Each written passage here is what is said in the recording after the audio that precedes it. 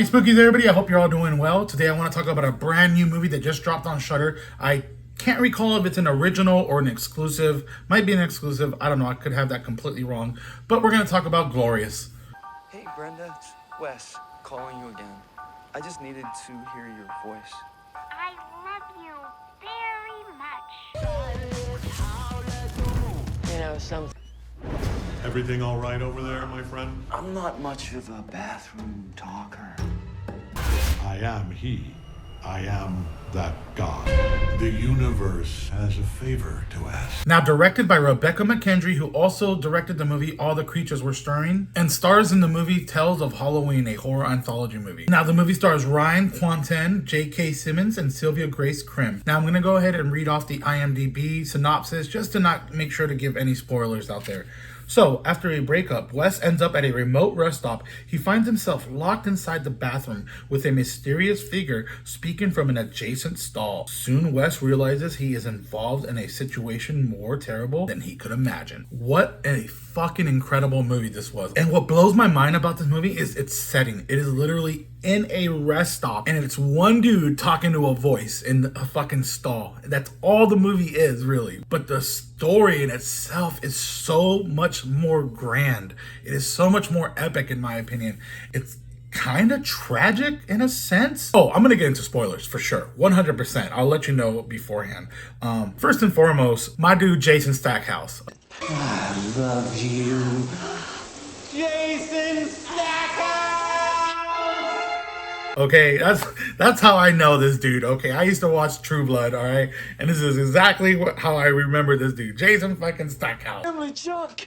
You're worse than Judas. Why? What did he do to you? Fuck you! Oh! Oh! I really enjoyed this guy's performance. I really like him in Dead Silence. I think that's another cool fucking movie that's really underappreciated. Silly, of course, but it's awesome. And another movie that I really enjoy him in is Knights of Badassdom, directed by Joe Lynch. I thought he did an excellent job portraying this guy who is just absolutely heartbroken after this breakup. You know, he gets drunk one night at this rest stop, and he just he's burning all of his belongings to his ex-girlfriend. And he wakes up the next morning, he's got no pants on, and he goes into the bathroom to use the rest stop. And this is where the story kicks off here. Out of nowhere, he just starts hearing this voice talking to him, and at first he's very reluctant on talking. He's like, I'm not really much of a bathroom talker. Everything all right over there, my friend? Over here.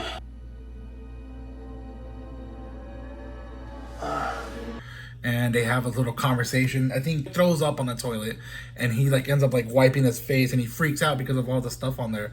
And they have their first conversation about all the types of bacteria and sperm and vomit that are on this toilet seat. J.K. Simmons, dude, I could listen to this guy narrate my life. This dude's voice is so good. If you're not familiar with J.K. Simmons, he's J. Jonah Jameson in the Spider-Man movies, the Sam Raimi ones.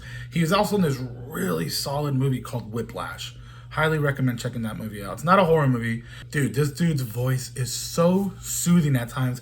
And when he gets really revved up or really angry, it really comes off ferocious or otherworldly, to be honest. Bathroom stall.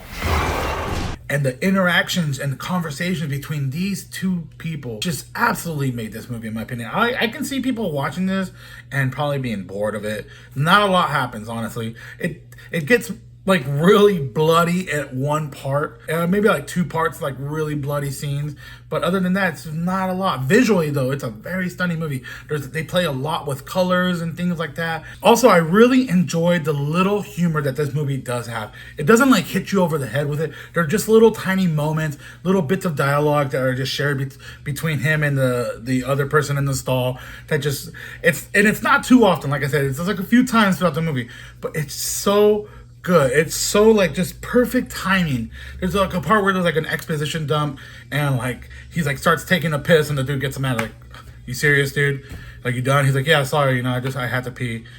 And the guy starts telling a story, and then you just hear Jason Stackhouse start pissing. So he's come on, really? Or a distant. Unbelievable. There's little comedic moments in there that just really, I think, fit the movie perfectly for its tone, for being such a dark story, to be honest. Because once you figure out exactly what's going on, who this person is, and everything. It really starts turning like into a cosmic horror type of movie, if you will. You know what? I don't know what the fuck that is. I guess it has to do with things of the unknown. Like, I'm not familiar with Lovecraft. I think I've read 3 Lovecraft stories, okay? I've read like the Call of Cthulhu, the Dunwich Horror, and I don't know, something, I think it was like the Shadow Out of Time or something like that. I'm not too familiar with the dude and his mythology and stuff, but it definitely, I guess, steps into that territory. This movie is streaming on Shudder right now. I highly recommend checking it out because I'm about to get into spoilers.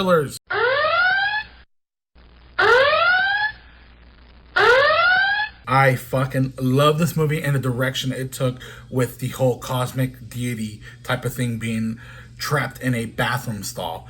So what we have here is Jason Stackhouse is essentially chosen to save the world because there is this deity in this stall that was created for pure destruction. The deity, I think his name, I can't pronounce his name, I think he calls him Gat. That's another really good scene, is when he tries to get Jason Stackhouse to pronounce his name. He's like, okay. Now, in order to properly pronounce my name, I'll need you to do 2 things. But you have to like pinch your tongue in a certain way and then pronounce my name. Now, repeat after me. Got another one. Got another one? Slow it down a bit. Yes, that's it. But we find out that this is a deity of pure destruction created by another crazy fucking deity. They never mention its name.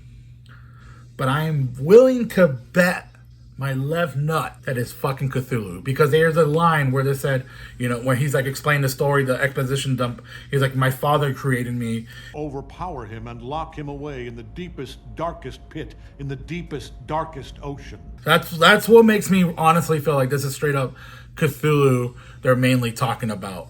So apparently Cthulhu, I'm going to just say it, Cthulhu was just living out in the vast middle nothingness. And he found out that he can think, whatever he thinks can turn into like a physical form. My baby's out there, she's crying, I gotta hurry it up. It just couldn't stop these thoughts and feelings from filling the empty void. They became his unwanted children. And he called them like his unwanted children or some shit like that. So his very first unwanted child, I believe. During the conflict, his oldest child sliced through his side. The blood that flowed from the wound filled the infinite nothing, becoming the planets and the stars and life. Now Cthulhu wasn't too happy with this, I guess. He hated it. He was very like, just no, I don't want this at all. Please close the wound. And his kids were just like not down. They were like, no, blah, blah, blah, blah. There was like a lot of bickering before them. So they came up with a deal. They said, okay, we're going to close the wound. Children agreed, but only if he would let this new life continue to exist. So it's like, fine, I'll make that deal with you. But Cthulhu was so upset and just so, like, just hated humanity so much, he created Gat, this creature in the stall, to secretly take out and wipe everything out of the fucking universe and make it back into nothing. What Cthulhu wasn't expecting was Gat, he ended up, like, you know, developing emotions and stuff like that. He did not want to, he ultimately doesn't want to do this. And he needs a way out. Now, what that way out is very hard implied that it is a blowjob, or he needs to blow on something through a glory hole, like straight up, because there's a glory hole. Oh, that's a really cool thing in this movie is the artwork around the glory hole is sick. But he's basically saying that, okay, well, in order for us to stop this, I need to satisfy my physical form or I need to satisfy my needs right now, because if I'm currently going into my physical form, and if I do that, you know, existence will be wiped. But if I'm like satisfied or something, then I can return to my ethereal form, and all the kids can like take Cthulhu back from coming over, and you know, it gets a little weird, it gets a little cosmic-y. But the craziest part, and that's not even the craziest twist of the whole movie is, to be honest, because there is a twist in this movie. I need you to satisfy these feelings that have awakened in me. There's only one part of you that can do that. He needs his liver, but it's heavily implied it's like a blowjob or something, which is fucking hilarious. Jason Stackhouse is like, fuck it, let's just get this over with.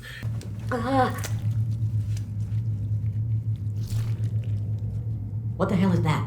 What? You thought your human penis was going to save the universe? For whatever reason, he needs his liver. And it needs to be a sacrifice. This movie gets really deep near the end because you start finding out little bits and pieces about what happened between Wes and his ex-girlfriend that he's so upset about. And Wes also tells a really great story. It's fucked up. It's really dark. I'm not, I don't mean like it's a positive story. It's a fucked up story, but I'm just saying great as in dialogue. At this point, Gat already told his story, so now Jason Stackhouse is so mad. He's like, you know what? It's my turn to tell a story. And he tells the story about his mom, and his dad was just super abusive and this and that, cheating all the time, and his mom ended up like killing herself. And the dad was like, oh, she was selfish. What a selfish woman. Dude, it was fucked up. Like, it gets really dark with like human emotions at the end. There's also a really great twist in this movie. It kind of makes sense. I don't know. I am still thinking about this movie. I watched the movie 2 days ago. So Gat is this being of pure destruction. Like, he was created just for that. And he needs this sacrifice made to him in order to go to his ethereal form from Jason Stackhouse. Why? I'm not entirely sure, but Jason Stackhouse isn't a fucking saint. You find out that there's little flashbacks and stuff throughout the movie. At the end, you get the full picture and what happened between Wes and his girlfriend. And you see his girlfriend looking through this red box that you see at the very beginning that he ends up burning. There's like pictures and stuff like that. I thought it was all pictures of the girlfriend. Like, oh, he's probably just burning all this shit because he doesn't want to fucking, have any attachments anymore. In the flashback, she's looking through this red box, and it's pictures of all these girls, and they look absolutely terrified. It's implied that this fool is like a serial killer or some shit like that. It was absolutely wild. And there's these two beings of pure destruction. I don't know, it's hard to try to explain what I'm like trying to like get at with this movie. I thought it was just thought out so well and did such a great job at like, things with like morality and shit like that. One of the last scenes in the movie was really just, oh man, so good. Cuts a hole into himself and you see like a little tentacle going into his fucking, and grabbing his liver and shit. Stackhouse is let go from the bathroom, but he's like crawling, he's got a fucking open wound. He doesn't have a liver. Motherfucker is dying. And I don't know why he probably thought he was gonna live throughout this whole thing doing that. But it's such a great ending because Gat is just talking to him at the end, and he tells him, Jason Stackhouse asks, I saved the universe? I'm a hero. No. Heroes are remembered. You will be forgotten. And that's what you deserve. No. It's what we both deserve. And that fool Gat just tells him, nah, dude, you are not a hero. Heroes are remembered. You and I are gonna be forgotten because we're fucking like evil. We're not meant to be on this beautiful planet. We are beings of pure destruction, Wes. You and I don't belong in this beautiful world. And this fool just like lays out and dies right there. And it's crazy. And he saved the universe at the same time. You know what it kind of reminds me of? Kind of reminds me of Dashcam now that I think about it. Annie Hardy. She ends up saving the fucking world from that demon thing, and she's such a fucking shitty character. But Jason Stackhouse isn't necessarily a shitty character. We only find that out to the very end. Before that, we think we feel bad for this guy. In the situation that you're in. Could you imagine something like this? Ooh. Anyways, I can hear my baby crying. I'm gonna go ahead and shut up right now. Please let me know in the comments if you've seen the movie. Happy Spookies.